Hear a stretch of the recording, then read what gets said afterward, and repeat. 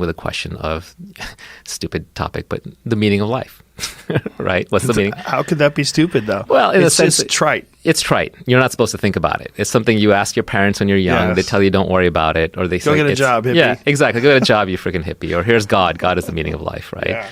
And so I was just trying to resolve for myself, like, what could the answer be? Right? Not what is the answer, but what could the answer be? And so at a core level, I was forced to kind of hunt down all these weird little things and really understand for myself. And it's got to be personal, right? But I have to establish for myself what it could and could not be. And that gave me some level of peace. So now I don't have to keep asking that question over. What is the meaning of life? I mean, I think the question is more interesting than the answer. Everyone should explore this on their own. But let me just explore a few parts with you, right? Okay. So first is, if I gave you an answer, if I said the meaning of life is to please God, well, which God? Okay, Judeo-Christian God. Well, okay, why that one? Why this thing?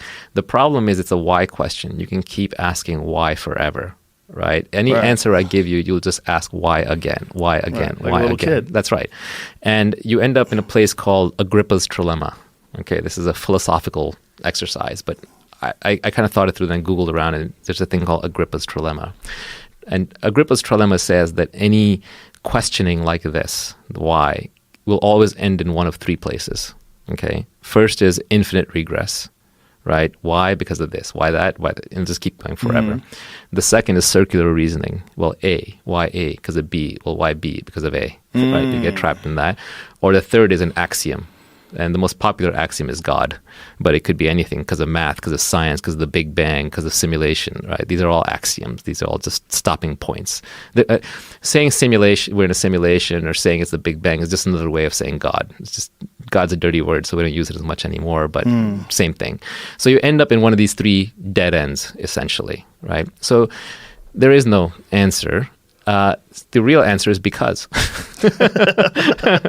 Right? What is the meaning of life? Yeah, Because. you get to make up your own answer is the beauty. If there was a single answer, we would not be free. We would be trapped, because then we would all have to live to that answer. Then we'd be Borg-like robots, each one competing with each other to fulfill that single meaning more than the others. Back to signaling, like I'm better at it than you are. But luckily, there is no answer. So you just do whatever you want. The meaning of life. It's funny that's the basis of all existential angst, that you don't know why you're here. and you have this feeling that it could be meaningless. It is. I mean, when you start pondering the multiverse, the universe, the galaxies, the solar system, the planet, the organism, the cells inside the organism, the bacteria, the parasites, Right. the symbiotic relationship we have to our environment, and you start going, Jesus Christ, what am I, just a little piece of this thing? It's like, Well, the answers to all the great questions are paradoxes. yeah. So, for example, you're asking, like, do I matter? That's like really the question you asked, right? Well, how do I matter in this infinite universe? Well, on the one hand, you're separate. No 2 points are the same. Every 2 points are infinitely different. You're completely separated. No one will have your thoughts, your emotions, your feelings, your experience. So your life is a single player game. You're trapped inside your head, and you're just aware of a bunch of things going on, and that's it.